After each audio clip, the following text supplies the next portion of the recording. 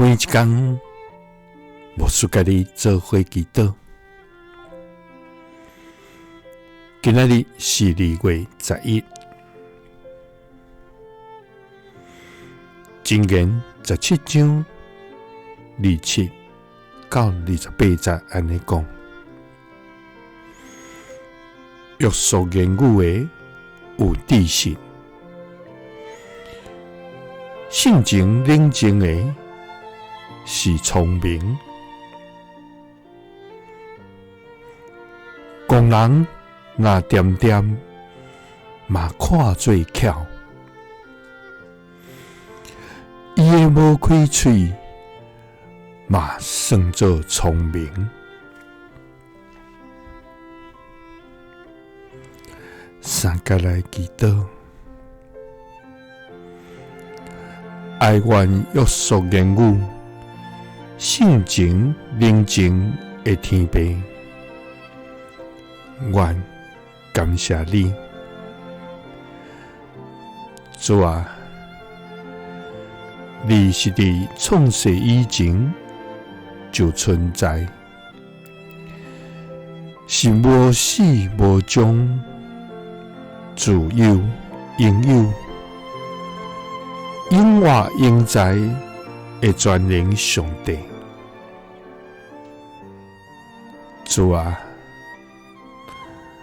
你伫阮未出母胎就知影阮，一出世就定着阮的道路，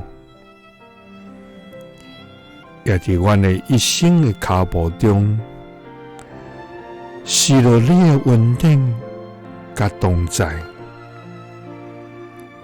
主啊，阮要獻上阮的感謝。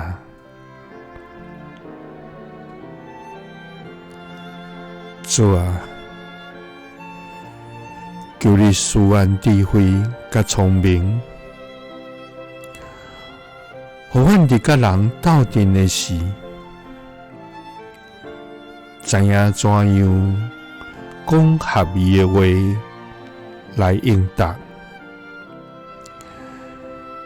也互阮所出喙的是對人有利益甲幫讚的話，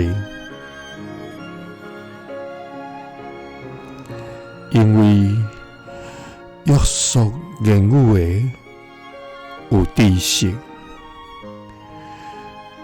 性情冷靜的是聰明。戇人啊，點點嘛看做巧。伊無開喙，嘛算做聰明。基督是奉主耶穌基督的聖名，阿們。耶穌聽你，賜你平安。